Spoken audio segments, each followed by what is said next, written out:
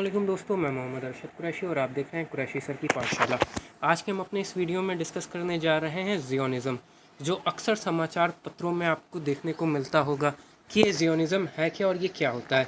जैसे कि आप पॉलिटिकल साइंस में पढ़ते हैं लिबरलिज़म, उदारवाद, कम्युनिज़म, साम्यवाद, उसी तरह से होता है ज़ियोनिज़्म।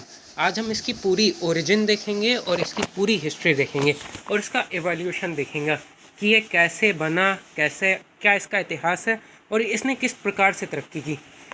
तो टाइम ना वेस्ट करते हुए सीधे चलते हैं अपने वीडियो की तरफ, क्योंकि जहाँ इज़म लगा होता है, जहाँ कोई वाद होता है, वहाँ विवाद भी होता है। ज़ियोनिज़्म के साथ भी ऐसे ही है। तो ज़ियोनिज़्म दो शब्दों से मिलकर बना हुआ है, ज़ियोन प्लस इज़म। ठीक है, अब हम जान लेते हैं ज़ियोनिज़्म। ज़ियोन का मतलब क्या होता है। ज़ियोन का मतलब होता है, अंग्रेज़ी में से सियोन से लिया गया है और ग्रीक में ये होता है सेयोन, और जो हिब्रू लैंग्वेज होती है उसमें होता है सियोन। ये यरूशलेम में एक कनानी पहाड़ी के किले का नाम था जिस पर डेविड ने कब्जा कर लिया था, और बाइबल में इसे डेविड का शहर यानी कि दाऊद का शहर कहा जाता था। ये यहूदी जीवन और पूजा का केंद्र था। आमतौर पर मॉडर्न इतिहास में यानी आज के दौर में ज़ियोनिज़्म का युग, ज़ियोनिज़्म शब्द इतना पुराना नहीं है। ये 1896 में पहली बार जर्मन में यूज़ हुआ था, जहां जर्मन से फ़िलिस्तीन में एक यहूदी राष्ट्रीय राज्य बनाने के लिए एक आंदोलन था। ठीक है, ज़ियोन प्लस इसमस से बना हुआ है। पहली बार इसके लिए जर्मन शब्द 1886 से पहले सेल्ब्स्ट इमेंसिपेशन यूज़ होता था। सेल्ब्स्ट इमेंसिपेशन जो जर्मन शब्द था, उसके बाद में इसी शब्द को तोड़ मरोड़ करके ज़ियोनिज़्म कर दिया गया है। ठीक है, ज़ियोनिज़्म को जानने से पहले सबसे पहले हमें यहूदिज़्म को जानना पड़ेगा, यानी हेब्रिज़्म क्या है, और यहूदियत की पूरा इतिहास जानना पड़ेगा। ज़ियोनिज़्म निकला कहाँ से।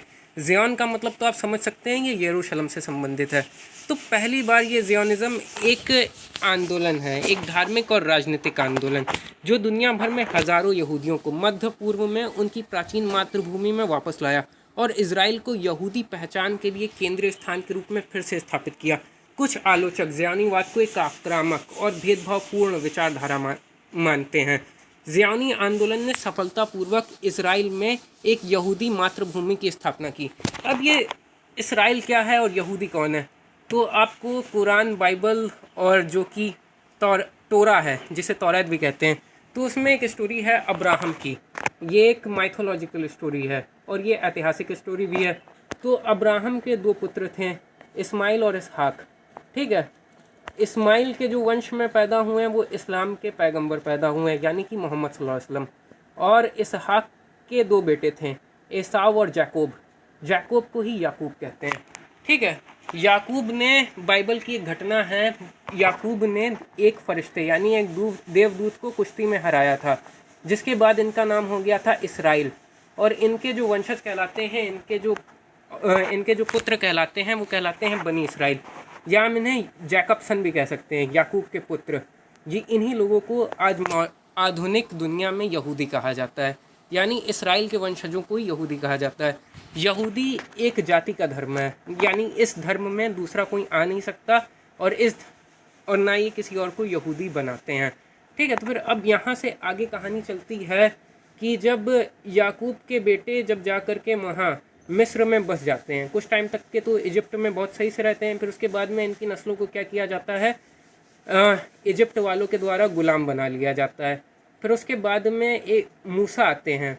मूसा को एक दैवी आदेश मिलता है, यानी कि गॉड का एक आदेश मिलता है कि अपने लोगों को लेकर के अपने वापस देश जाओ, यानी कि इसराइल वापस लौटो, जो कि ये तौरात की स्टोरी है, तोरा की, और ये बाइबल के ओल्ड टेस्टामेंट में भी मिल जाएगी। फिर उसके बाद में क्या होता है, बहुत शॉर्ट में बताते हैं कि उसके बाद में क्या होता है कि जब वो ले करके अपने लोगों को प्रॉमिस लैंड, यहूदियों को ले करके जा रहे होते हैं, तो फ़िरौन उनका पीछा करता है।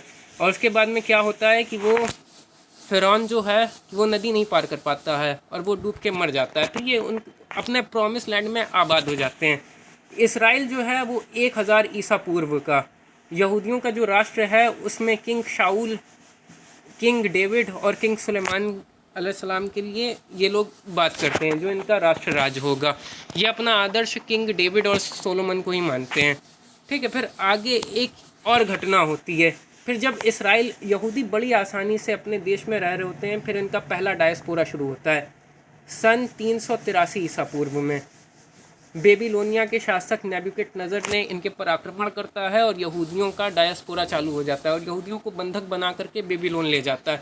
फिर उसके 70 साल बाद साइरस द महान, साइरस द ग्रेट वहाँ पर आते हैं, जो बेबीलोन के शासक को उखाड़ के फेंकते हैं। फिर उसके बाद में यहूदी वापस अपने मातृभूमि में आ जाते हैं। फिर इनका दूसरा जो डायस्पोरा शुरू हुआ था वो होता है रोमन आक्रमण के समय। फिर इसी तरह से ये एक बहुत लंबा इतिहास है, ये एक बहुत धार्मिक जाति की कहानी है और बड़ी रोमांच से भरी हुई कहानी है। ये आगे चलती रहती है। लेकिन जो हमारे आधुनिक दुनिया में, मॉडर्न दुनिया में जो ज़ियोनिज़्म आया है वो इतना पुराना नहीं है। इसकी शुरुआत हुई है 18वीं शताब्दी के मध्य से या 19वीं शताब्दी के अंत तक, यही माना जाता है। और इस समय कई ऐसी घटनाएं हुई जो ज़ियोनिज़्म के विचारों के पनपने के लिए काफ़ी अनुकूल थी। जैसे कि यूरोप में बढ़ती हुई यहूदी विरोधी भावना ने इस आंदोलन को बहुत मजबूत बनाया। यहूदियों के प्रति नफरत, इन सब में सबसे पहले आता है ड्रेफस अफेयर का मामला, जिसने इस आंदोलन को बहुत मजबूत किया। ड्रेफस अफेयर क्या था? क्योंकि ड्रेफस का मामला एक राजनीतिक घोटाला था जो 1894 से और 1906 के बीच फ्रांस को जिसने हिलाकर रख दिया था और पूरे यूरोप में बढ़ती यहूदी विरोधी भावना को उजागर कर दिया था।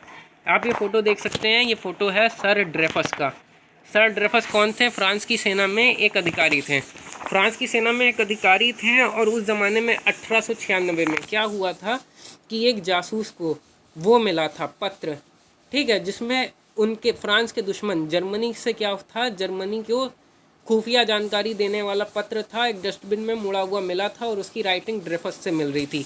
बिना किसी ठोस सबूत के ड्रेफस को बुलाया जाता है, उनका कोर्ट मार्शल किया जाता है और उन्हें पब्लिक में घुमाया जाता है। पब्लिक क्या करती है? इनके वर्दी को फाड़ देती है, इनकी वर्दी से जो फ्रांस का निशान होता है उसको हटा देती है। चारों तरफ एक ही आवाज़ आ रही होती है, यहूदी को मारो, यहूदा को मारो, ये गद्दार हैं। और इसी तरह से उन्हें पूरे शहर में घुमाया जाता है। ये ड्रेफस अफेयर का मामला था। तो उसके बाद में क्या होता है, इन्हें 6 साल के लिए एक द्वीप पर जो है काला पानी जैसी सज़ा दे दी जाती है सर ड्रेफस को। लेकिन उनकी फैमिली जो होती है वो ये कहती है कि ड्रेफस जो है वो गद्दार नहीं है, ड्रेफस कभी गद्दारी नहीं कर सकता। फिर उसका भाई और एक न्यूज़पेपर के साथ मिल करके इस मामले की पूरी तहकीकात करता है। जिस जासूस ने वो खत निकाला होता है वो जासूस अपने मामले की पूरी जांच करता है, तो उसे पता चलता है कि एक ईसाई दूसरा अधिकारी जो है उसने ब्रिटेन से मिला हुआ था, ना कि सर ड्रेफस। जब ये मामला वो जासूस लेकर के और पूरे समाचार पत्रों में फ्रांस के आने लगता है तो क्या होता है, जनरल स्टाफ की एक और मीटिंग होती है। तो इसमें क्या होता है, ड्रेफस क्योंकि यहूदी है ये जानते हुए भी कि वो निर्दोष है, उसकी सज़ा नहीं वापस की जाती है। जो जासूस होता है उसको अफ्रीका में कहीं पोस्ट कर दिया जाता है और फिर उसके बाद में ड्रेफस के मामले को दबाया जाता है। फिर जब मामला और उछलता है तो उसके बाद में एक बात और होती है ड्रेफस के साथ कि उसे उस मामले में यानी गद्दारी के मामले से तो बरी कर दिया जाता है, लेकिन उसके ऊपर और फर्जी मुकदमे जनरल स्टाफ लगा देता है। फिर उसे 12 साल की सज़ा हो जाती है सर ड्रेफस को। ये इतनी दुख भरी घटना थी जिसने फ्रांस को पूरे 2 हिस्सों में बांट दिया। न्यूज़पेपर से इससे पट गया और पूरा यूरोप में ये भावना आने लगी, ये जानते हुए भी कि ड्रेफस की कोई गलती नहीं है, सर ड्रेफस की। उसके बाद में भी, और जब उन्हें गद्दारी से मुक्त किया गया तो उन्हें जनरल स्टाफ ने फर्जी मुकदमों में फंसा करके और 12 साल की सज़ा सुना दी। फिर वहाँ किसी और आइलैंड पर शिफ्ट कर दिया गया। लेकिन इसके बाद क्या हुआ, इसके बाद ये हुआ कि सर ड्रेफस को राष्ट्रपति से माफ़ी मिल जाती है उसके कुछ ही समय बाद और वो दोबारा बहाल हो जाते हैं। तो इसका फ्रांस में एक बहुत ही कड़ा विरोध होता है कि यहूदी को दोबारा बहाल ना किया जाए, इसको दोबारा सजा दी जाए, क्योंकि ये एक यहूदी है, मान लीजिए उसकी कोई गलती नहीं, पूरा ईमानदार है और बहुत ही ईमानदारी से उसने नौकरी की है, लेकिन बस खाली उसकी जो जाति है, क्योंकि वो यहूदी खुद को चूज़न ब्रीड मानते हैं जैसा कि लिखा हुआ है, तो इस वजह से इनके साथ इतना भेदभाव हुआ। इस मौके ने पूरे यूरोप को 2 भागों में हिला दिया और ज़ियोनिज़्म की भावना पनपने लगी। उस समय यहूदियों में ज़ियोनिज़्म के सबसे उभरते हुए विचारक हुए थियोडोर हर्ज़ल, जिन्हें ज़ियोनिज़्म का आधुनिक तौर पर 1857 में एक राजनीतिक संगठन के रूप में स्थापित किया। ऑस्ट्रिया के ये एक यहूदी पत्रकार थे और राजनीतिक कार्यकर्ता थे। हर्ज़ल का मानना था कि यहूदी आबादी जीवित ही नहीं रह सकती अगर उनके पास अपना राष्ट्र ना हो।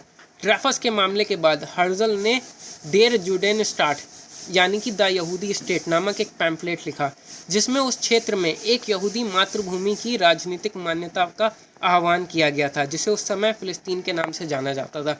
जब ड्रेफस अफेयर चल रहा था तो इन्होंने इस बात को काफ़ी ज़्यादा उठाया, थियोडर हर्जल ने, कि यहूदी चाहे कितना भी अच्छा हो जाए दुनिया में कहीं नहीं रह सकता, क्योंकि इनके पीछे की एक भावना है। क्योंकि जो टोरा में लिखा हुआ है कि गॉड ने वादा किया था मूसा से कि उनके प्रॉमिस लैंड वापस लौटने का, तो जब तक कि अपने प्रॉमिस लैंड नहीं जाएंगे दुनिया में कहीं सही से नहीं रह सकते। उन्होंने इस भावना को और बढ़ाया। लेकिन जो थियोडर हर्जल ने जिस राष्ट्र की कल्पना की थी, जिस इसराइल की कल्पना की थी, वो कोई धार्मिक राष्ट्र नहीं था, वो एक सेक्युलर राष्ट्र था। फिर आगे चलते हैं। 1857 में हर्जल ने पहली ज़ियोनी कांग्रेस का आयोजन किया, जिसकी बैठक स्विट्ज़रलैंड के बेसल में हुई। उन्होंने विश्व ज़ियोनी संगठन का भी गठन किया और उसके पहले अध्यक्ष बने। हालांकि हर्जल की मृत्यु कब हो गई? 1904 में, इजराइल को आधिकारिक तौर पर एक राज्य घोषित किए जाने से बहुत पहले। उन्हें अक्सर आधुनिक ज़ियोनीवाद का जनक कहा जाता है। जो मॉडर्न ज़ियोनिज़्म है उसके फादर यही कहे जाते हैं, थियोडर हर्जल। फिर उसके बाद में आते हैं चेम विज़मैन साहब। चेम विज़मैन पूरी तरह से अल्जीरियल विज़मैन इनका पूरा नाम था। 27 नवंबर 1874 को मोटोलपोल रूसी साम्राज्य में इनका जन्म हुआ था और 9 नवंबर 1952 को इनकी डेथ हुई थी। नए इसराइल राष्ट्र के ये पहले राष्ट्रपति थे जो दशकों तक विश्व ज़ियोनी संगठन के पीछे की मार्गदर्शक रहे थे। चेम विज़मैन कौन थे? चेम विज़मैन एक साइंटिस्ट थे जिनके पर थियोडर हर्जल का बहुत ज़्यादा प्रभाव था। जब फर्स्ट वर्ल्ड वॉर हुआ है तो ब्रिटेन को विस्फोटक सामग्री बनाने के लिए एसीटोन की ज़रूरत थी, तो इन्होंने एसीटोन बनाने की एक सिंथेटिक विधि का आविष्कार किया था चेम विज़मैन। इनकी इस सफलता से प्रसन्न होकर के ब्रिटेन ने इन्हें पुरस्कारित करने का भी वादा किया था। तो इन्होंने यहूदियों के लिए एक अलग राष्ट्र की मांग की थी। तो वो अलग राष्ट्र वो दुनिया में कहीं नहीं चाहते थे, किसी भी स्टेट में नहीं। ऑस्ट्रेलिया इतना बड़ा था, बाकी दुनिया में पूरी जगह ब्रिटेन की जहाँ तक हुकूमत थी वहाँ ये कहीं पर भी स्टेट ले सकते थे, लेकिन इन्होंने सिर्फ अपने प्रॉमिस लैंड को चुना, क्योंकि इनकी बुक्स में लिखा हुआ है कि प्रॉमिस लैंड ही वो जगह है जहाँ यहूदी रह सकते हैं, क्योंकि इनके फादर अब्राहम का घर है उनका प्रॉमिस लैंड। तो फिर इसके बाद क्या होता है? उसके बाद एक चीज़ होती है, जब फर्स्ट वर्ल्ड वॉर ख़त्म होता है तो बालफोर डिक्लेरेशन होती है, बालफोर घोषणा। ये 1917 में ब्रिटिश विदेश सचिव आर्थर जेम्स बालफोर ने ब्रिटिश यहूदी समुदाय के एक धनी प्रमुख नेता बैरन रोथस्चाइल्ड को एक पत्र लिखा। और इस जो छोटा पत्र था इसमें एक मेन बात थी कि बालफोर में फ़िलिस्तीन में एक यहूदी घर की स्थापना के लिए ब्रिटिश सरकार का समर्थन व्यक्त किया गया, क्योंकि उन्होंने इतनी अच्छी अपनी सेवा दी थी फर्स्ट वर्ल्ड वॉर में, तो उसके समर्थन के लिए फ़िलिस्तीन में एक राष्ट्र की भावना का उन्होंने समर्थन व्यक्त किया आर्थर जेम्स बालफोर ने। ये पत्र एक सप्ताह बाद प्रेस में प्रकाशित हो गया। अंततः बालफोर घोषणा के रूप में जाना जाने लगा। पाठ को फ़िलिस्तीन में के मैंडेट में शामिल किया गया था। 1923 में राष्ट्रसंघ द्वारा जारी एक दस्तावेज में ग्रेट ब्रिटेन, जिसने ग्रेट ब्रिटेन को ब्रिटिश नियंत्रित फ़िलिस्तीन में एक यहूदी राष्ट्रीय भूमि स्थापित करने की जिम्मेदारी दी थी। दो प्रसिद्ध ज़ियोनीवादियों चैम विज़मैन और नाहूम सोकोलो ने बालफोर घोषणा प्राप्त करने में बहुत महत्वपूर्ण भूमिका निभाई थी। ये जो बालफोर डिक्लेरेशन हुआ था, यानी आधिकारिक तौर पर यह घोषित कर दिया गया था कि फ़िलिस्तीन के अंदर यहूदियों को एक राष्ट्र दिया जाएगा। ये चेम विज़मैन और सोकोलो बालफोर के अथक प्रयत्नों के बाद हुआ था। और उसके बाद क्या होता है कि बालफोर डिक्लेरेशन के बाद इज़राइल में यहूदी पुनर्वास स्टार्ट हो जाता है, फ़िलिस्तीन में यहूदी आने लगते हैं। ठीक है, ज़ियोनीवाद के उदय के कारण इज़राइल में बड़े पैमाने पर यहूदी प्रवासन हुआ। 1882 और 1903 के बीच लगभग 35,000 यहूदी इस क्षेत्र में आए। 1904 और 1914 के बीच यह आबादी 40,000 यहूदी वापस अपने प्रॉमिस लैंड, अपनी मातृभूमि की ओर आ गए। ठीक है, अधिकांश यहूदी उनमें से 57% 1939 में यूरोप में रहते थे। हालांकि द्वितीय विश्व युद्ध के अंत तक केवल 35% यहूदी आबादी अभी भी यूरोपीय देशों में रहती थी। 1949 में ये आबादी कितनी हो गई? 2,49,000। और उसके बाद में जब 1939 में सेकेंड वर्ल्ड वॉर स्टार्ट होता है कि उसमें यहूदियों के खिलाफ इतनी घृणित हिंसा होती है कि अकेले जर्मनी में कुल 6 मिलियन यहूदियों का नरसंहार किया जाता है, 60 लाख यहूदी मार दिए जाते हैं। तो उसके बाद से ये जो इनका पुनर्वास था, प्रवासन, ये माइग्रेशन बहुत ज़्यादा हो गया। तो उसके बाद में ये लोग ज़्यादा तादाद में फ़िलिस्तीन आने लगे, ठीक है, इसराइल आने लगे, जो आज के युग में कहा जाए। 1949 में आबादी 2,49,000 से को पार कर गई, ठीक है। ये एक वर्ष में आने वाले प्रवासियों की बड़ी संख्या थी। इसराइल में यहूदियों की आबादी 1950 में 5 लाख, 1945 में 5 लाख थी, जो 2010 तक के 5.6 मिलियन हो गई है। आज दुनिया की 43% से ज़्यादा आबादी इसराइल में रहती है। 1950 में इसराइल ने एक कानून बनाया था, जिसे क्या कहते हैं, घर वापसी कानून है, वापसी कानून, ठीक है। इस कानून में क्या कहा गया है? इस कानून में ये है कि दुनिया में कहीं पर भी कोई भी यहूदी किसी भी देश में अगर पैदा होता है तो वो उसे इसराइल की नागरिकता लेने का अधिकार है। इसराइल की नागरिकता वो इस बेस पर ले सकता है क्योंकि वो उनकी जाति का एक देश है, वो अब्राहम का एक पुत्र है और उसका ये अधिकार है कि वो अपने प्रॉमिस लैंड में आकर के बस सके, ठीक है। ये विचारधारा है। अब अगर इतनी तादाद में यहूदी आएंगे इसराइल में, और इस हिसाब से आज 6 मिलियन आबादी हो चुकी है इसराइल की, और ये लोग आज भी क्या करते हैं कि लोगों को बुला बुला करके इसराइल में आबाद कर रहे हैं, ठीक है। अब जब ये लोगों को बुला बुला के आबाद कर रहे हैं तो आलोचक कहते हैं कि जब ये बाहर से सारी दुनिया से यहूदी इसराइल में एकत्र कर लेंगे तो फिर जगह तो नहीं बढ़ेगी ना, इसराइल पॉपुलेशन बढ़ेगी। जब पॉपुलेशन बढ़ेगी तो फिर उसके बाद क्या होगा?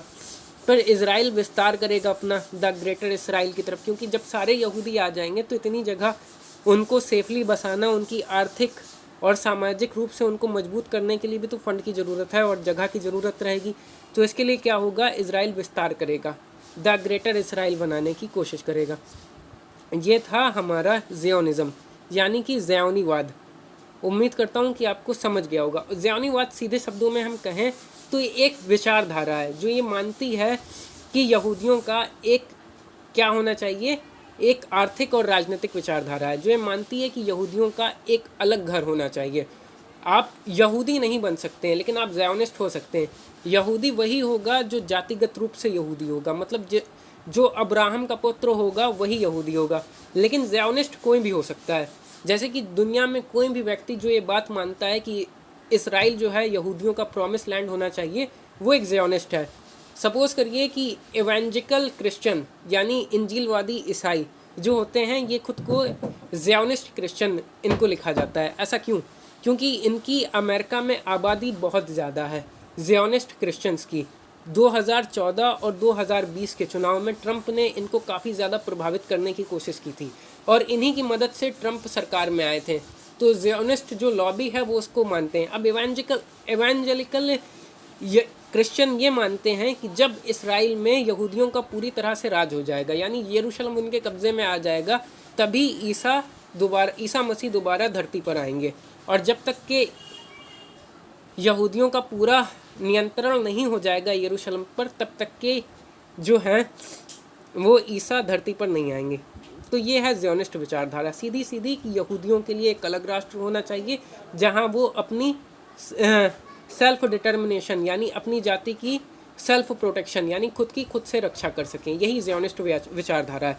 ज़ियोनिस्ट कोई भी हो सकता है, यहूदी कोई भी नहीं हो सकता। ज़ियोनिस्ट मैं, आप और कोई भी हो सकता है। उम्मीद करता हूँ कि आपको ये विचारधारा अच्छी लगी होगी, क्योंकि ये एक वाद है।